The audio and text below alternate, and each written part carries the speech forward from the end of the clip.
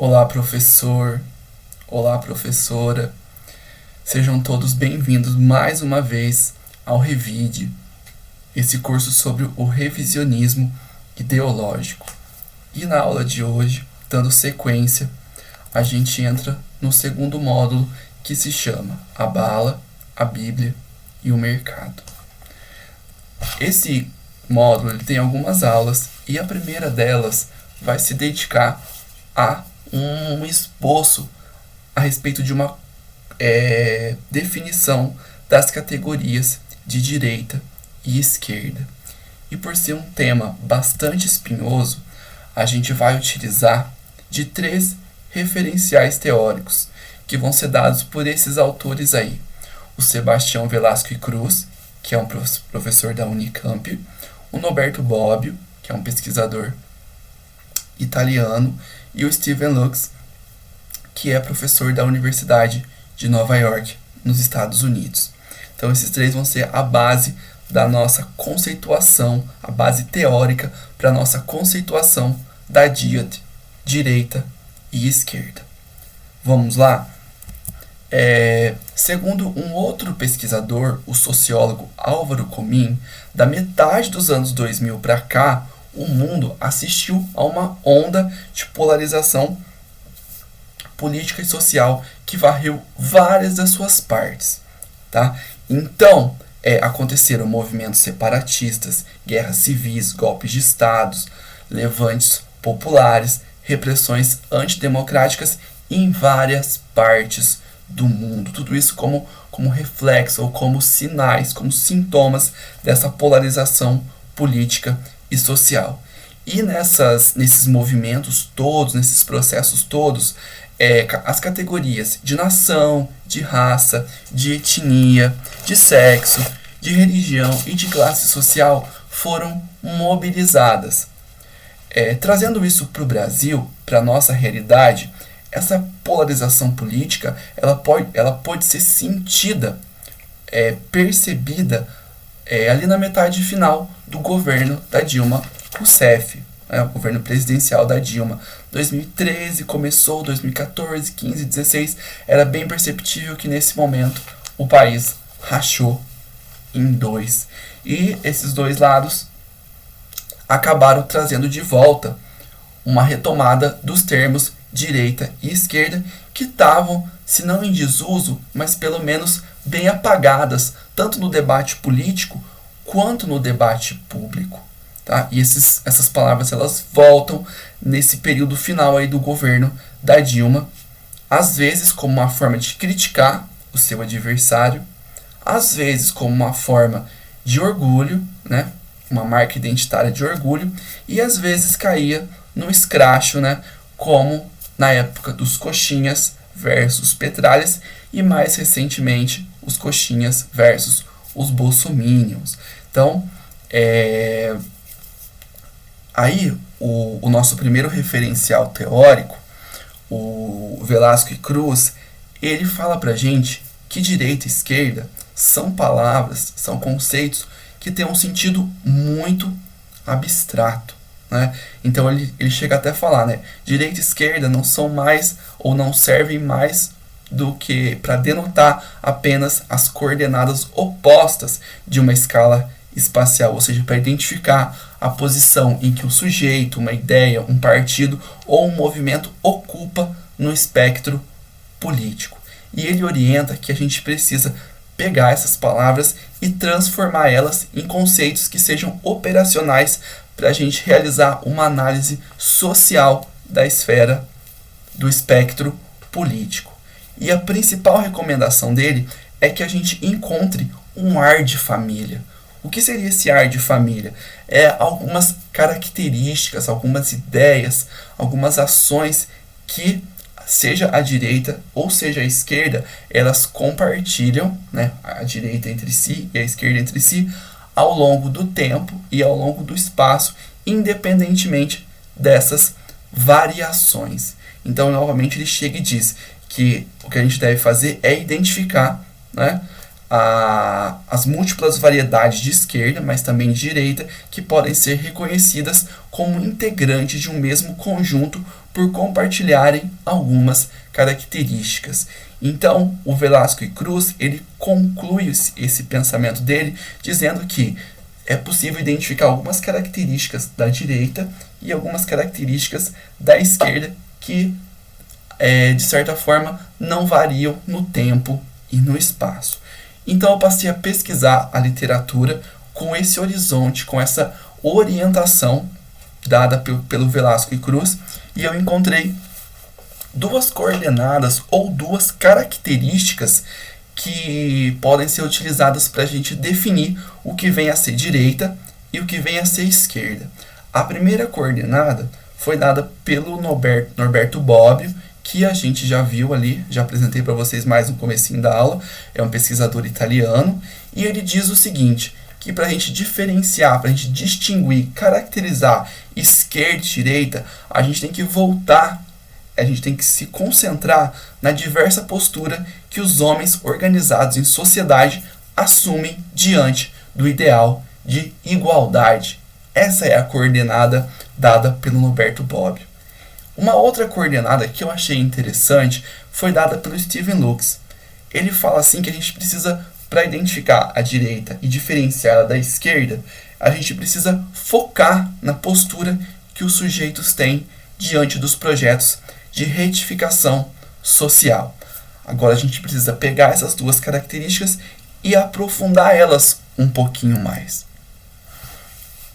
O Norberto Bobbio, no livro que ele escreveu, que se chama Direita e Esquerda, ele faz uma análise de critérios que costumeiramente são utilizados para poder diferenciar direita de esquerda. O que vai acontecer?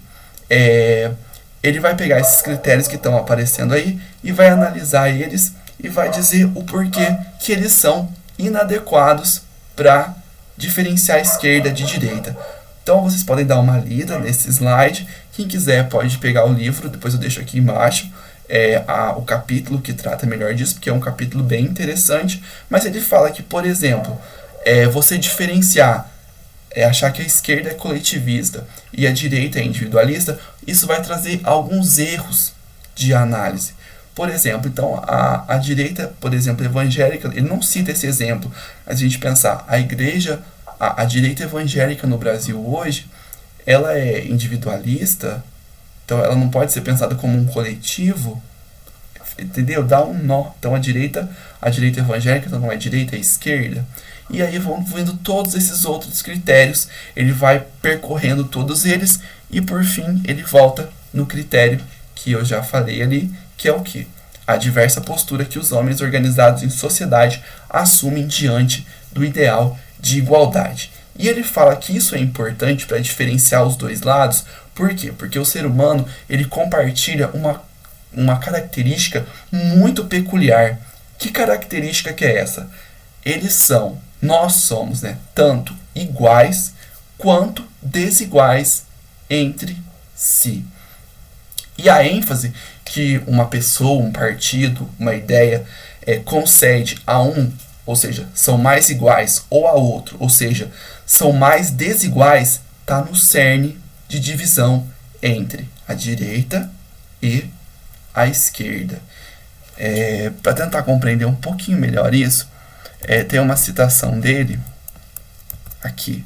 Eu acho que aqui, essa citação ela é bem autoexplicativa de o que diferencia a esquerda e a direita segundo essa lógica do Bobbio. Abre aspas. O igualitário parte da convicção de que a maior parte das desigualdades que o indignam e que gostariam de fazer desaparecer são, olha que importante essa palavra, são sociais. Então, a esquerda, ela tende a achar que a desigualdade, ela é um produto das relações sociais. Então, se ela é um produto das relações sociais, ela pode ser, essas desigualdades, elas podem ser eliminadas. Já o inigualitário, ele parte da convicção oposta de que as desigualdades são naturais e, enquanto tal, elas são inelimináveis. Elas não podem ser eliminadas. Então aqui a gente encontra o cerne principal para a gente dividir a direita e a esquerda. E eu achei esse raciocínio do Norberto Bobbio muito interessante e faz a gente entender, raciocinar um pouco melhor, diferenciar de uma forma teórica o que é a esquerda e o que é a direita. É uma característica muito importante que a gente consegue unir a direita e unir a esquerda num fio ao longo do tempo e do espaço. Mas aí ele pede que é para a gente tomar alguns cuidados. A direita está procurando a igualdade, mas a igualdade ela é um conceito relativo a 3 variáveis. Primeiro, variáveis igualdade entre quais pessoas? Se a gente for pensar lá no comecinho da Idade Moderna, da Idade Contemporânea, a gente tinha a burguesia que estava brigando por igualdade, mas era uma igualdade política entre os homens que moravam na Europa, não é?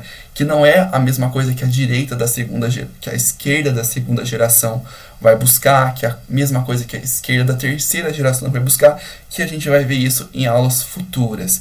E também ela é relativa em relação ao respeito do que e baseado em quais critérios. Uma outra coisa que o Bobbio diz é para não confundir a postura igualitária, que é a busca por eliminar as desigualdades sociais e abrandar as desigualdades naturais, da doutrina igualitarista, porque a doutrina igualitarista ela busca o quê? Tornar todo mundo igual em relação a tudo. Ele diz para tomar cuidado com essas duas coisas, são coisas diferentes, e a esquerda ela não necessariamente adota essa doutrina igualitarista, mas ela busca essa postura igualitária. E em terceiro lugar, tomar cuidado com a radicalização, não é? Não radicalizar, achar que qualquer ideia que defenda uma igualdade é uma ideia necessariamente de direita, de esquerda. Por fim, vem o Stephen Luks, né? O Stephen Luks, o que ele vai fazer? Ele vai dizer que depois ele vai jogar a seguinte pergunta. Ele escreveu esse livro em 2003 e ele fala assim: peraí, gente, já faz aí mais de 10 anos que o muro de Berlim caiu, a União Soviética acabou, né? Então não tem mais socialismo para a esquerda se identificar. Mas existem partidos que ainda se identificam com a esquerda. Mas com que esses partidos, essas ideias, essas pessoas que se identificam com a esquerda, com o que eles se identificam? O que cria um certo aspecto de identidade? E para procurar essa resposta, o Stephen Luks ele vai falar assim que a gente não pode promover esses aspectos que estão aí. A higienização, que é o quê? É procurar uma esquerda ideal, né? Nem o reducionismo, que é achar que cada esquerda de cada época, ou cada direita de cada época, ela é única e singular em relação a todas as outras, e também evitar o nominalismo. Né? O nominalismo, ele seria que toda a conceituação de esquerda e direita, ela é específica para cada lugar, tá? E elas não podem ser generalizadas para o restante, ela vai na contradireção do reducionismo. Aí ele diz que o que faz a esquerda se identificar como esquerda e a direita se identificar como direita é a postura que as pessoas têm diante do princípio de retificação social. Ele diz que a esquerda, embora esse projeto tenha sido traído, alterado, abandonado, geralmente a esquerda ela tende a olhar para a sociedade e querer mudar o que está aí, querer criar uma nova sociedade. Já a direita, ela tende a se opor a esse processo de retificação social. A direita, ela é muito mais próxima, ela é muito mais favorável à manutenção das coisas como elas são o máximo possível, ok? E para finalizar essa aula, espero que vocês tenham aí tido aí boas bases teóricas para conseguir diferenciar esquerda de direita. Convido a fazer uma leitura desses textos que foram indicados. Não são textos longos. O do Stephen Luks tem 40 páginas. O Norberto Bobbio tem um livro, mas é um livro, não é muito grande, mas é um livro extremamente interessante. E o Sebastião Velasco Cruz é o capítulo de abertura de um livro. Então, para quem gosta, para quem quer se aprofundar, eu faço um convite a realizar a leitura, porque vai ajudar vocês muito, vai contribuir muito para que vocês consigam identificar o que é esquerda e o que é direita.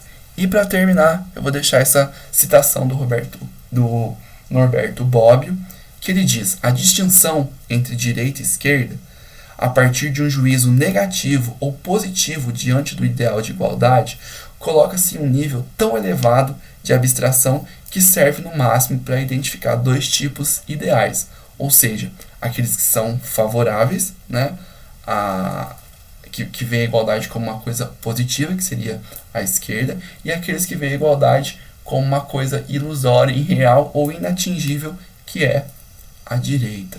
Tá? Ele diz aí então que só serve como nortes para a gente se